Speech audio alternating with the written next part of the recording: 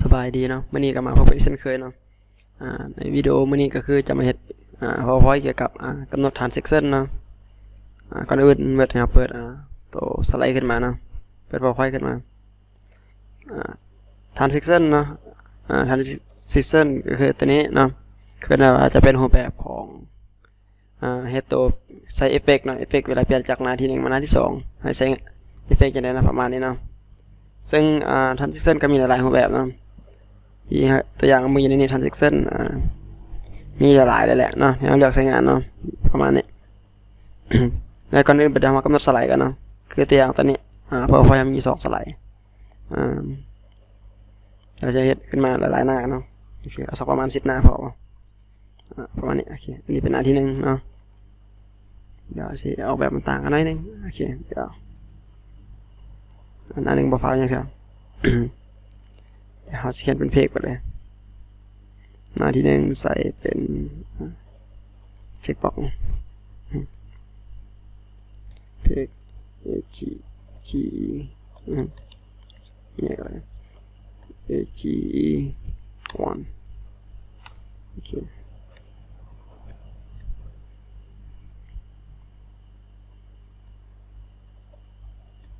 B โอเคหน้าที่1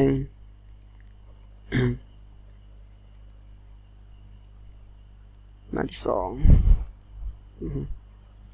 จะ copy แล้วนะหน้าที่2หน้าที่3เลยวิธี copy ก็double slide นะประมาณนี้หรือว่ากดเลือก2พร้อมกันนะกด Ctrl D ก็ได้นะอันนี้เป็นการ copy คือกันกด Ctrl D ไปเลยมันก็คือเป็นการ double เนาะง่ายเลย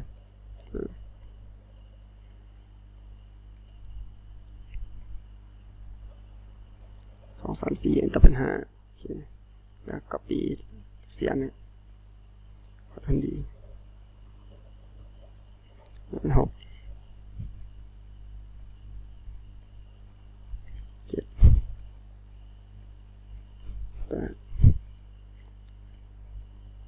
9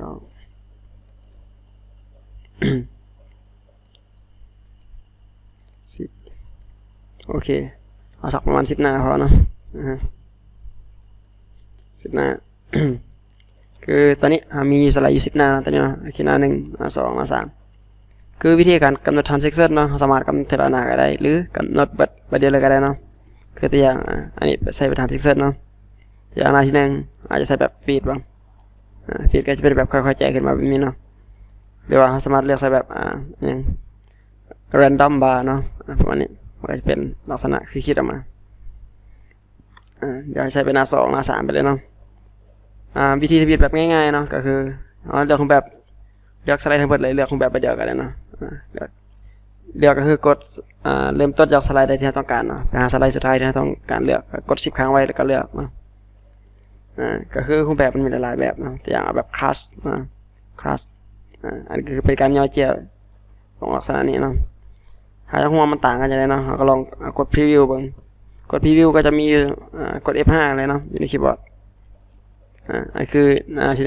1คันเทคต้องหน้าที่2ต้องเป็น class เห็นป่ะหน้า2หน้า3หน้า4นะฮะประมาณนี้เนาะก็นี่ไปเรื่อยๆอันนี้คือเราใส่แบบเอฟเฟกต์หลายๆอย่างหลายๆหน้าเนาะใส่เป็น transition ตัวเดียวกันหรือว่าให้แยกแค่แต่ละอันก็ได้เนาะแต่ละหน้าไปก็ได้แต่หน้าที่2ใส่เป็น class หน้าที่3ใส่เป็นตัวนี้นี่เนาะ factor ก็ว่ากันไป ถ้าอยากให้ไม่มีภาพเนาะก็คือให้มันแตกต่างเราจะเอาเป็นเอาแบบมันต่างกันแต่ละหน้าเนาะแต่อย่างเอาง่ายๆคือให้ใช้เป็นภาพเนาะ อย่าง C ประมาณนี้เป็นอันเป็นภาพกลางตัวอย่างเนาะอยากขอเปลี่ยนพื้นหลังของตัวสารนิดนึงเอาเป็นบล็อกมาวาง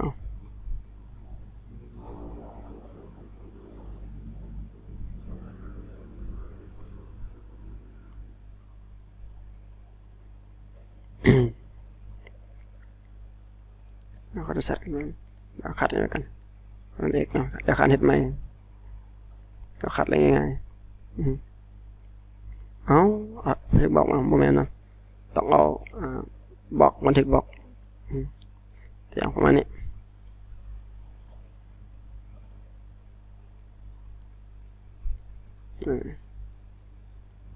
เดี๋ยวใส่เป็นสียังก็ได้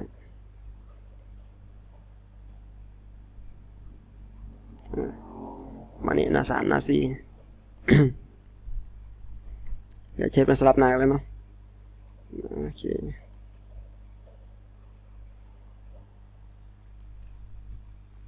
ขานเอาแบบมานะให้สลับหน้าไปนี่ก็ได้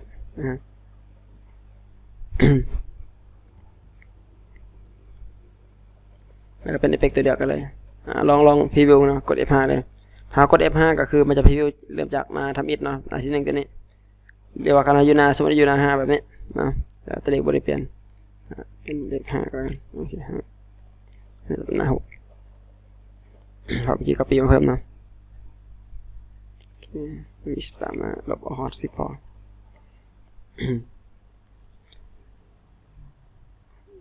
5 6 7 8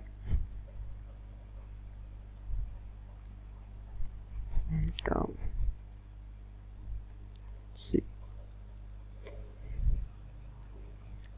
อย่างประมาณนี้นะสมมติเราอยู่นาที5ประมาณนี้นะคณะกด F5 ก็คือมันจะไปสตาร์ทจากนาที1เนาะนาทีมิดเลยถ้าเรากดวิวอยู่นี่นะก็คือมันจะเลือกเฉพาะนาที่เราเลือกอยู่ประมาณนี้บ่อันนี้คือใช้แบบคลาสถ้าถูกต้องนะไปนาตัวกินนี่เป็นย่อเนาะอันนี้เป็นคลาสประมาณนี้เนาะมันก็มีหลายรูปแบบเราเลือกใส่เนาะหรือว่าใส่ไปตัวอื่นก็ได้คือจะมีแบบส่วนหลายเขากำหนดเองเนาะวิธีการใช้งานคือหน้าที่1เขาจะบ่ใส่เอฟเฟกต์เลยเนาะก็คือเขาเปิดมาที่ปุ๊บมันไม่จำเป็นต้องมีเอฟเฟกต์ที่เอากด F5 คือขึ้นมาหน้าที่1ก็ต้องประมาณนี้เลยเนาะขณะไปหน้าต่อไปมันจะใส่เอฟเฟกต์เนาะมันจะใส่ทรานซิชันให้มันก็จะเป็นดูดีกว่าเนาะมันก็มีหลายรูปแบบนะลองเลือกใช้งานลองเบิ่งเนาะสำหรับตัวทรานซิชันหรือว่าใส่แบบตัวนี้ก็ได้เนาะมันจะมีหลายแบบแบบเปลี่ยนหน้าต่อหน้าตัวอย่าง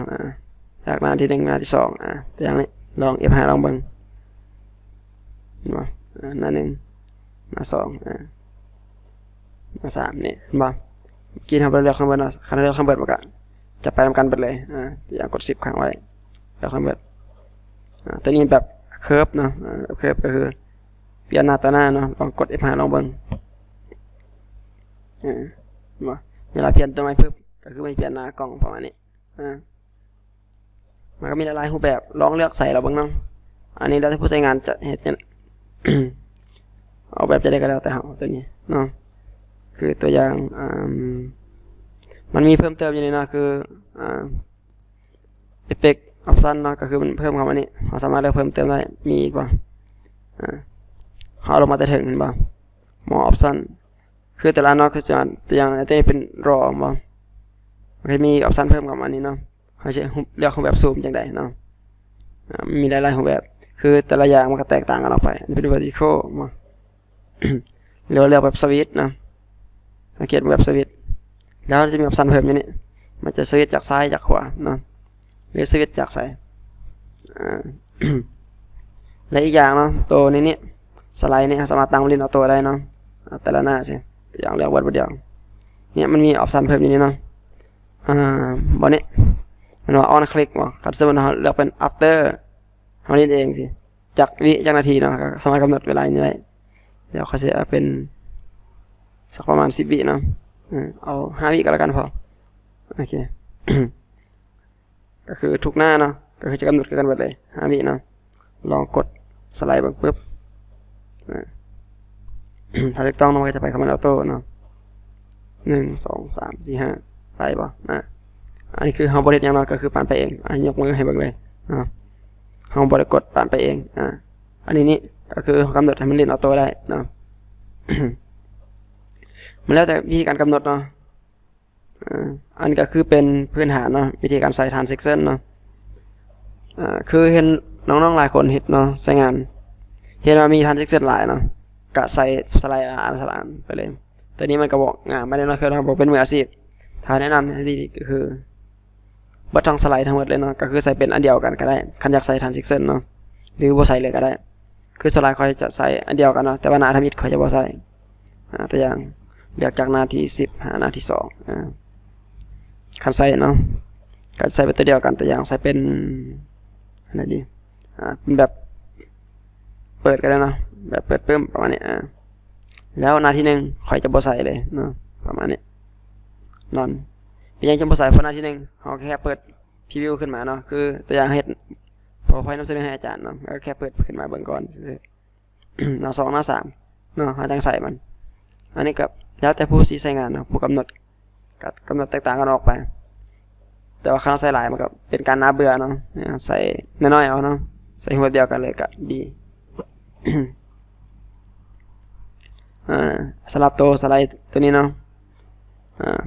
วิดีโอตัวนี้นี่ก็คือเราจะแนะนำแค่เฉพาะส่วนของ transition เนาะในวิดีโอต่อไปเราจะแนะนำเกี่ยวกับการใช้ animation เนาะก็คือใช้เป็นเอฟเฟกต์ของจากหน้า1ไปหน้า2 2ไปหน้า3ประมาณนี้เนาะแล้ววิดีโอหน้าเนาะเราจะมาแนะนำเกี่ยวกับอันนี้คือว่าใช้เป็น animation เนาะของตัวหนังสือสำหรับวิดีโอตัวมื้อนี้ก็มีสำนี้เนาะหากมีอย่างที่ว่าบ่ทันเข้าใจเนาะของเข้าใจก็สามารถคอมเมนต์ถามได้เพื่อจะได้ศึกษาเรียนรู้เป็นกันเนาะ สามารถทักทายถามได้เนาะโอเคขอขอบใจที่ติดตามวิดีโอจนจบวิดีโอโอเค